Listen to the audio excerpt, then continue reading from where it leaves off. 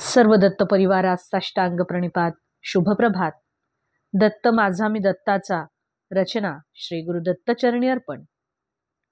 साधक सद्गुरूंना विचारतोय, गुरु महाराज, व्यवहारात नुसते आपण जर सहनच करत राहिलो तर सर्व लोक आपल्याला अधिकच त्रास देतात, तर यावर काय करावे? सद्गुरू साधकांना सांगतायत की लोकांनी आपल्याला त्रास दिला आहे असे वाटणे म्हणजे सहन करणे होत नाही. सहन होणे वेगळे आणि सहन करणे हे वेगळे असते. तर याबद्दल सद्गुरू साधकाला एक गोष्ट सांगत आहेत. सद्गुरू साधकांना सांगतायत की एकदा काय होतं, एक गुरु आणि शिष्य हे तीर्थयात्रेला जात असतात. ते मजल दर मजल करत करत पुढे पुढे जात असतात आणि ज्या ठिकाणी त्यांना मुक्काम घडत असे त्या ठिकाणी ते गावाबाहेरच्या मंदिरात, जेथे पाण्याची सोय आहे अशा ठिकाणी ते मुक्काम करत असत. आणि त्या मुक्काम पडल्यावरती नंतर ते त्या गावामध्ये जाऊन भिक्षा मागून आपला उदरनिर्वाह करून मग पुढच्या मुक्कामाला ते निघून जात असत. तर असाच मजल दर मजल प्रवास करत करत एकदा एका गावामध्ये त्यांचा मुक्काम पडला. गावाच्या जवळच एक सुंदरशी टेकडी होती आणि त्या टेकडीवर एक सुंदर असे मंदिर होते.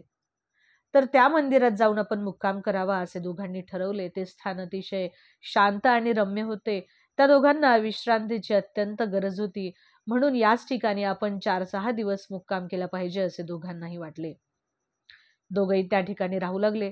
सकाळी उठून आपले स्नान उरकून दोघेही दुपारी टेकडी उतरून खाली गावामध्ये भिक्षेला येत असत आणि भिक्षा घेतल्यानंतर ते पुन्हा वर जात असत. पुन्हा दुसऱ्या दिवशी टेकडी उतरून खाली येत असत. असे 3-4 दिवस गेले. तेव्हा एका 5व्या दिवशी गुरु आपल्या शिष्याला म्हणतायत की बेटा, आज माझी प्रकृती काही ठीक नाहीये, तेव्हा एक काम कर, तूच गावामध्ये जाऊन भिक्षा घेऊन ये.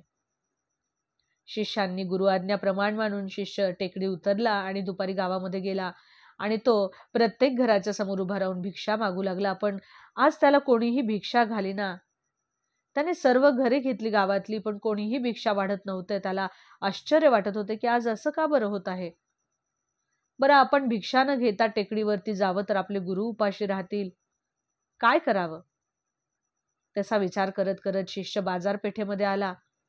तर एका दुकानावरती कुरमुरे, चणे, फुटाणे विकणारा एक मनुष्य त्याने पाहून त्या मनुष्यास तो भिक्षा मागू लागला. तो दुकानदार त्या भिक्षा मागणाऱ्याच्याकडे जरा नीट निहाळून पाहत त्याच्या मनामध्ये एक विचार आला की हा शिष्य खूपच काकुळतेने भिक्षा मागत आहे. तेव्हा दुकानदार त्या शिष्याला हवे तसे वाईट वाकडे बोलू लागला की तुम इतने तगड़े नौजवान होकर भी भिक्षा मांगते हुए तुमको शर्म नहीं आती? अरे जरा मेहनत करके खाइए ना.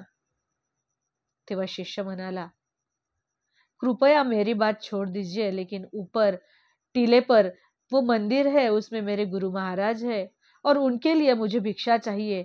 दया करके हमें भिक्षा दीजिए, हम यात्री है, थोड़ी सी भिक्षा भी चलेगी.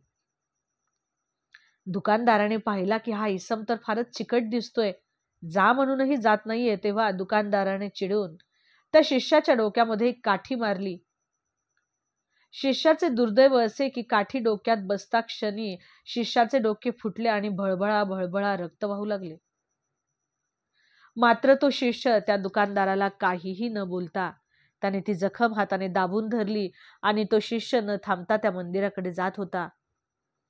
मनात विचार करू लागला की आज बहुतेक देवाची इच्छा नाहीये की मला भिक्षा मिळावी, पण स्वतःपेक्षाही आपले गुरु आज आपल्यामुळे उपाशी राहणार याचे त्या शिष्यास वाईट वाटत होते.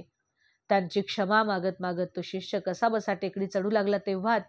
तेवढ्यात त्याने पाहिले की आपली वाट पाहत असलेले आपले गुरु हे टेकडीवरून खाली येताना त्याला दिसले. त्याचे गुरु घाईघाईने खाली उतरत होते, म्हणून काय झाले असे वाटून तो शिष्यही अगदी भरभरात ती टेकडी चढत होता. जवळ आल्यावर गुरु म्हणाले, अरे तूने ये क्या किया? उस दुकानदार को तूने गालियां तक नहीं दी और तूने ये चुपचाप सहन क्यों किया? इसका परिणाम कितना भयंकर हुआ है देखो. अरे वह दुकान जल रही है. शिष्याने आश्चर्याने वळून गावाकडे पाहिले तर ज्या दुकानदाराने त्याच्या डोक्यामध्ये काठी घातली होती तेच दुकान आगींच्या ज्वाळांनी वेढलेले दिसले. शिष्याला अतिशय आश्चर्य वाटले. तो गुरूंना म्हणाला की गुरुदेव, मेरी वजह से ये दुकान को कैसे आग लगी? मैंने तो कुछ भी नहीं किया। माथे का खून बहते ही मैं चुपचाप आपकी ओर टेकडी पे चला आ रहा था. त्याचे गुरु म्हणाले की तूने ये जो बिना वजह की बात सहन की है ये ईश्वर को भी सहन नहीं हुई, क्योंकि ईश्वर को भी निरपराध को मारने वाले को ईश्वर सजा देते हैं. त्याच दिवशी गुरु आणि शिष्य हे पुढच्या गावाला निघून गेले. तर तितिक्षा हे या गुणाचे उत्तम उदाहरण आहे. सहनम सर्व दुःखानाम अप्रतिकारक पूर्वकम सा तितिक्षा. तर सर्व प्रकारचे दुःखे ही काहीही प्रतिकार न करता जर आपण निमूटपणे सहन केले तर हे एक मोठे तप आहे. याला सहन होणे म्हणतात. अवधूत चिंतन श्री गुरुदेव दत्त. दिगंबरा दिगंबरा श्रीपादवल्लभ दिगंबरा.